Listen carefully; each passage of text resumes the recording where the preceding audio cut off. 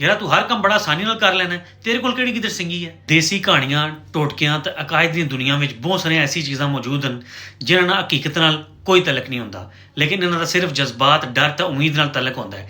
ਗਿੱਦੜ ਸਿੰਘੀ ਵੀ ਉਹਨਾਂ ਪੁਰਸਰਾਰ ਚੀਜ਼ਾਂ ਵਿੱਚੋਂ ਇੱਕ ਚੀਜ਼ ਹੈ ਜਿਨ੍ਹਾਂ ਨਾਲ ਲੋਕ ਸਦੀਆਂ ਤੋਂ ਤਰ੍ਹਾਂ ਤਰ੍ਹਾਂ ਦੀਆਂ ਗੱਲਾਂ ਮਨਸੂਬ ਕਰਦੇ ਆਏ ਨੇ। ਰਵਾਇਤੀ ਦਿਹਾਤੀ ਮੁਆਸ਼ਰੇ ਵਿੱਚ ਆਮ ਤੌਰ 'ਤੇ ਇਹ ਮੰਨਿਆ ਜਾਂਦਾ ਹੈ ਕਿ ਗਿੱਦੜ ਉਹਦੇ ਮੱਥੇ ਤੇ ਇੱਕ ਸਿੰਘ ਹੁੰਦਾ ਹੈ ਜਿਹੜਾ ਸਖਤ ਤੇ ਨੋਕਦਾਰ ਹੁੰਦਾ ਹੈ। ਇਸ ਨੂੰ ਲੋਕ ਨਿਹਾਇਤ ਕੀਮਤੀ ਤੇ ਖੁਸ਼ਕਿਸਮਤੀ ਲਿਆਉਣ ਵਾਲੀ ਚੀਜ਼ ਸਮਝਦੇ ਹਨ।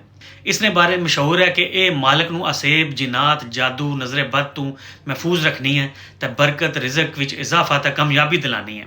ਇਹਨੂੰ ਨਾਲ ਰੱਖਣ ਵਾਲਾ ਸ਼ਖਸ ਤਾਕਤਵਰ ਤੇ ਬਖਤ ਵਾਲਾ ਸਮਝਿਆ ਜਾਣਾ ਹੈ। ਲੇਕਿਨ ਹਕੀਕਤ ਕੀ ਹੈ? ਹਕੀਕਤ ਇਹ ਹੈ ਕਿ ਗਿੱਦੜ ਨੇ ਕੋਲ ਨਾ ਤਾਂ ਇਸ ਤਰ੍ਹਾਂ ਨਾ ਕੋਈ ਸਿੰਘ ਹੋਣਾ ਹੈ, ਨਾ ਹੀ ਇਸ ਤਰ੍ਹਾਂ ਦੀ ਕੋਈ ਚੀਜ਼ ਕਿਸੇ ਵੀ ਜਾਨਵਰ ਵਿੱਚ ਪਾਈ ਜਾਣੀ ਹੈ।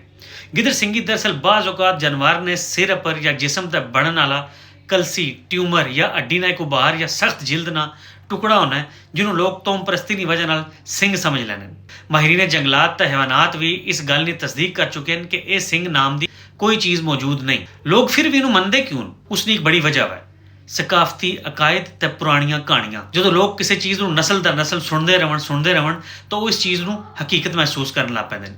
ਕਿਸੇ ਵੀ ਨਾਯਾਬ ਜਾਨਵਰ ਤੋਂ ਮਿਲੀ ਕੋਈ ਸਖਤ ਚੀਜ਼ ਨੂੰ ਲੋਕ ਫੌਰਨ ਗਿੱਦੜ ਸਿੰਘੀ ਸਮਝ ਲੈਂਦੇ ਨੇ ਤਾਂ ਉਸ ਨੂੰ ਤਵੀਜ਼ ਟੋਟਕਿਆਂ ਦੇ ਤੌਰ 'ਤੇ ਇਸਤੇਮਾਲ ਕਰਨ ਲੱਗ ਪੈਂਦੇ ਨੇ।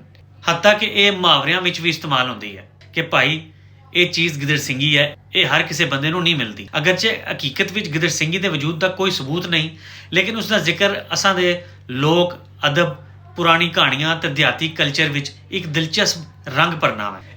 ਇਹ ਚੀਜ਼ ਅਸਾਂ ਦੱਸਣੀ ਹੈ ਕਿ ਇਨਸਾਨ ਹਮੇਸ਼ਾ ਤੋਂ ਪੁਰਸਰਾਰ ਚੀਜ਼ਾਂ ਦੀ ਤਰਫ ਮਾਇਲ ਰਹਿੰਦਾ ਹੈ, ਚਾਹੇ ਉਹ ਹਕੀਕਤ ਹੋਣ ਜਾਂ ਮਹਿਜ਼ ਕਹਾਣੀਆਂ।